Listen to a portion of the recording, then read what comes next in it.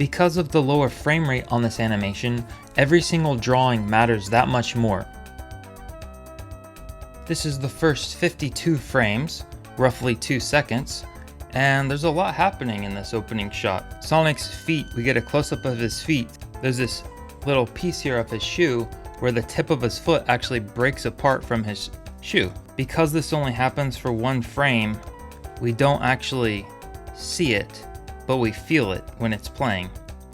Something that keeps this feeling grounded and gives it a sense of 3D space is the shadow that's underneath the feet as he's running.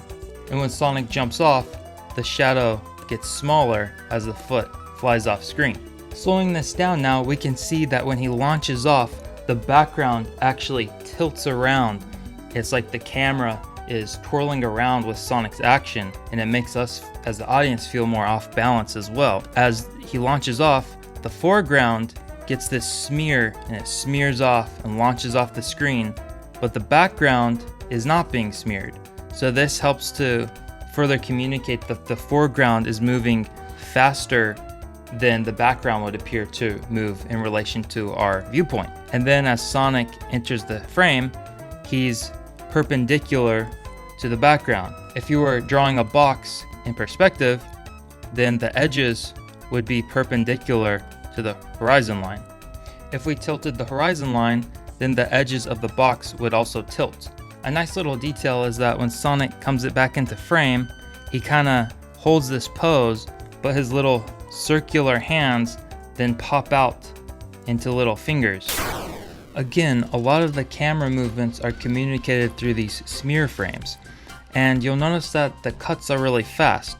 No single shot is held on frame for more than a second or two. But you'll also notice that going by here frame by frame, that any one frame could be held for 3 frames or 4 frames. So this drawing here is 1, 2, 3, 1, 2, 3, 1, 2, 3, 1, 2, 3, 4, 1, 2, 3, 4.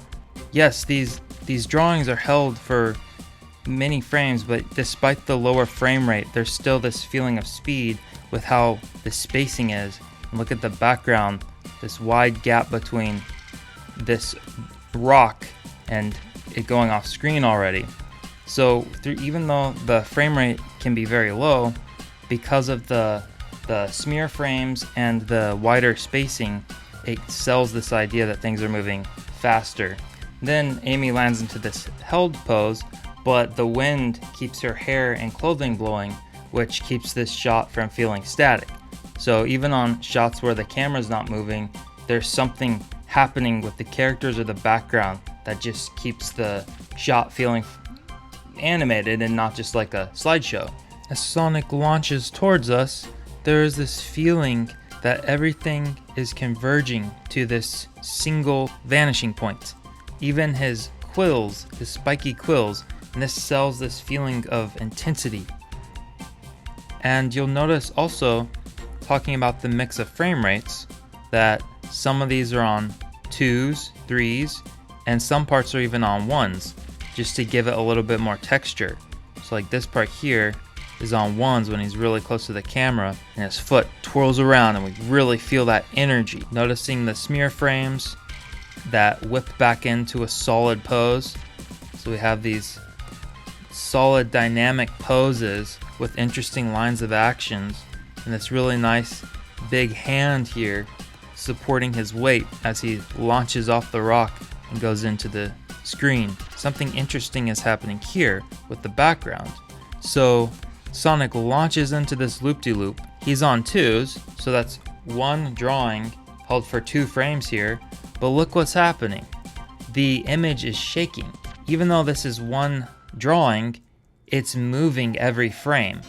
So it feels almost like it's on 1s because the background is moving every frame. Again, it's one drawing, but it's spread out over 2 frames with some motion to simulate this feeling of camera shake. And then Sonic launches off screen, and we then see Amy coming from the opposite side of the screen trying to follow him. And this trail of stars comes into the screen and actually guides our eye, preparing us for Amy to enter the screen. So when you have things happening really fast, it's really important to figure out how to guide the focus so that we see the next thing coming on the screen. And now we're focusing on Amy's eyes. And there's this feeling that Amy is also running fast, but you can tell she's trying to keep up based off of her facial expressions and she's losing confidence, and she's not quite as fast as Sonic, and now her feet are doing the like classic cartoony thing where you're in the air and there's nothing below you, so then you fall. Again, making excellent use of these smear frames with this negative space as the joints kind of break apart from the main body, and the background smears and swooshes up back into a solid pose. So here we have these smears, and then it immediately returns to these normal blocks that it would have. Sonic comes down like a bouncing ball and squashes and then stretches back up. So the bouncing ball is in so much stuff. So this scene is super cool. Sonic is running all over the dimensions of the screen, and we're just working on this smaller square ratio, but he's coming in and out of the screen, going to all corners, and this just creates this feeling of incredible energy and speed. We get this mix of ones and twos right here on this running part, and then look at what happens as he launches into the screen. All of a sudden, right here, we get this chromatic aberration. And this is a really nice, tasteful use of chromatic aberration to further sell the intensity of the scene, but also to show that he's changing into this future dimension, which is relevant to the game because you travel from past to future. So this is a nice way to show that he's kind of entering this other dimension, is to have this chromatic aberration on the lines, and then we get this kind of white sketchy, and then it fades into a new environment. Amy's got her little blushies, and she gives Sonic a nice little cute look, and then Sonic is all kind of embarrassed. We get kind of arcing that goes down, and then it launches back in the opposite direction and then kind of fades off screen. So I just really like these changes in the axis of Sonic's face, the direction that he's looking. We get this kind of ping-pongy bouncing back and forth feeling. Okay, another shot that does stuff with the horizon line. This is something I would really like to do more of in my own animation, which is where you have the horizon line oriented a certain way, and then you see it starts to go in the complete opposite direction, and then it ends up at the end of this shot in the exact opposite direction. And then for this water, to keep it from feeling flat, you have these highlights and reflections, but they're not just straight animated on here. They are following the curve. You can kind of imagine if there were more water reflections on here, be kind of following this 3D space like this. There's certain things I didn't notice the first time. You can see the clouds and the mountains in the background following this perspective grid, which further sells the feeling of 3D space. Metal Sonic in the foreground, it looks like it's just a single drawing, but he's kind of shaking around to simulate the feeling of movement. On this shot, we have more kind of static storytelling poses, but I really like the little wobble on Amy's nose here at the end. Even these more static shots, there's little pieces of animation. Because of the lower frame rate on this animation, every single drawing matters that much more. If you took any one of these frames out, you would lose a lot of information. If you look at this frame by frame, each pose is progressing the story of the action, and it kind of feels like there's not really any in-betweens here. Each frame is a key pose or a breakdown pose that is defining the motion of the character. The climax of the short features Sonic racing Metal Sonic, and this is where the animator really lets loose and puts all his animation chops in the bag on this final little climactic showdown. And there's a bunch of stuff happening with the animated backgrounds, and there's higher frame rates on certain parts. And on this little sequence, you'll notice that we now have two-toned shading with these little highlights, and this further helps Sonic feel a little bit more 3D, but it also is a nice touch because they're in this night cityscape with these searchlights going around, and we have the two-tone shading moving around with Metal Sonic's light. And of course, since he's metallic, this is a nice way to show the shininess of his metallic body. And with this kind of cell style animation, it's not really necessary to have a ton of soft shading or a ton of different values. Just having one cell shaded tone in there does a lot of heavy lifting. We get some little green and red lights, and you're thinking, what in the world is that coming from? Well, it follows into the very next cut of Robotnik with his green and light beam that's chasing him. So this is a good way to use lighting to actually anticipate the effects of the next shot. So anticipation is an animation technique that usually is used to explain motion. How, say, Sonic is crouching down, then he jumps up. The crouch down anticipates the jump up. So it's not just about visual anticipation of some kind of physical movement. It can also be story anticipation. Alright, this is my favorite segment of the shot, where we have this epic race between Sonic and Metal Sonic, and the ground that they're racing on is animated and coming towards us. It feels like we're on a roller coaster with the background moving all around and the horizon line shifting around. So we have this road that's animated, and then Metal Sonic's head comes in, taking up almost the entire screen. So this is a really big portion of the screen taken up, and then he goes into the screen. The road is actually framing Metal Sonic.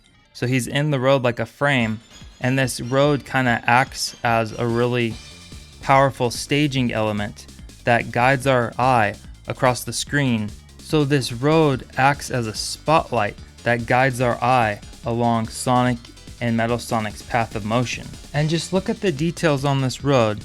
We have our little dividers that would be on a road, and they're coming in towards the screen. They're kind of shifting around, but they also will start to stretch and turn into just straight lines. So we have these little choppy dividers, and this helps keep the road feeling like it has some kind of form inside. But then it whips into these straight lines that go from here to here. It just really helps sell this feeling of speed. And look here, the road is covering the entire screen, and then we just see a glimpse of the background start to peek through. And look at this.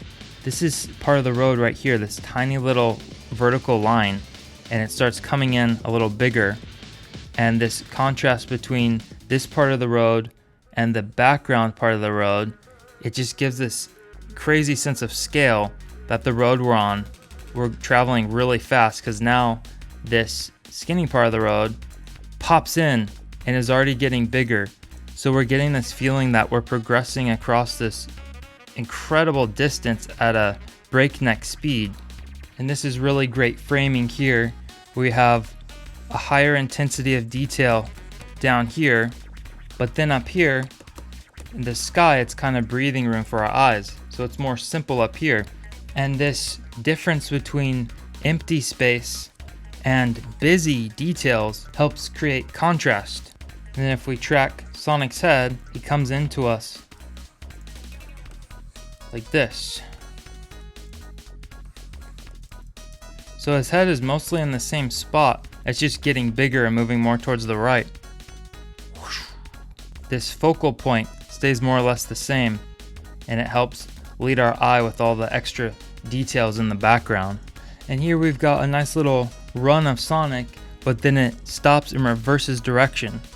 So this adds a nice cool little spin and a surprise for us. If he was just running towards Metal Sonic the whole time, that would be one thing, but it's nice that we get to see this little change in direction, and then we get these cool swoops, these stars kind of stretching in the background, and we get a little explosion back here that turns into this more globular shape as it pulsates outwards and starts to slow down, and then little extra pieces shoot out from the explosion, and then the explosion starts to dissipate and disappear as Sonic lands victorious. I was really inspired by the raw energy and passion from this Sonic CD animation by Jonas D, so I made a little summary of some of the key things that I learned. These are tips and tricks that you can apply to your own animation, or just insights to be aware of to help you appreciate other similar animation as a viewer. Storytelling. Scenes from each level in the game are shown, creating a feeling of story progression from start to finish. Moving backgrounds. The camera is constantly moving, and the horizon line changes place and angle to keep the tension and excitement up. Cutting on motion. Rapid cuts on motion enhance the energy. The camera tracks the movement of the characters, but the camera can't always keep up as Sonic zips in and out of frame, and this emphasizes his speed. Mixed frame rates. Most shots have a low frame count, but the smears and fast camera motion keeps the animation from feeling stiff. There's a mix of animating on 1s, 2s, 3s, 4s, and even longer held poses. This variety of acceleration and deceleration holds our visual interest. A single background drawing often shakes around on 1s as the characters are animated on 2s. Two-toned shading.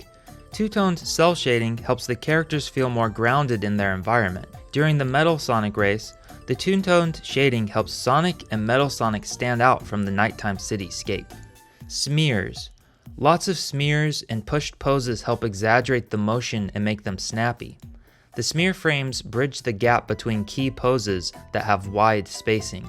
The smear frames do a lot of the heavy lifting as a substitute for in-between drawings that would usually be used to make motions smoother. Chromatic aberration.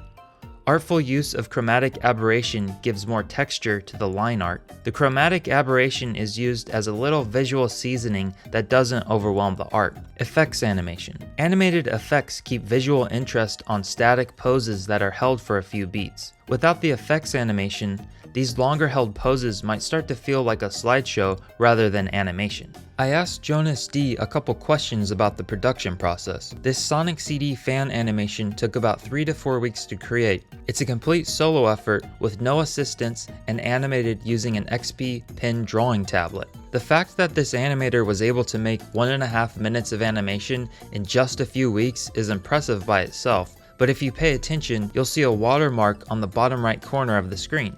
The whole thing was animated in FlipAnim, which is a free web browser-based animation program. Of course, there's limitations to working in this program, such as minimal layers, which makes it more suited for a flipbook style animation, but the animator used these limitations to create a dynamic animation that overflows with color and passion. I hope this inspires other aspiring animators to give frame-by-frame animation a try. Since it's a free website, there's zero barrier to entry in terms of cost, and you can use this website to practice along with animation tutorials on YouTube. Like maybe the animation tutorials I've made? I'm also working really hard to put everything I know into full animation courses. Links in the description box and pin comment. Like the video if you liked it, subscribe for more, and you can check out more animation analysis videos like this one from the end card and pinned comment. I'd like to give special Patreon shoutouts to these top supporters: Jerry McLellan of SuperGalacticFantastic.com, Rogue DZ, Simiot Elliott, Clydo You can join Patreon to download animated loops and see behind the scenes animation stuff. I'm Mikey Buzan, and I'll see you in the next video.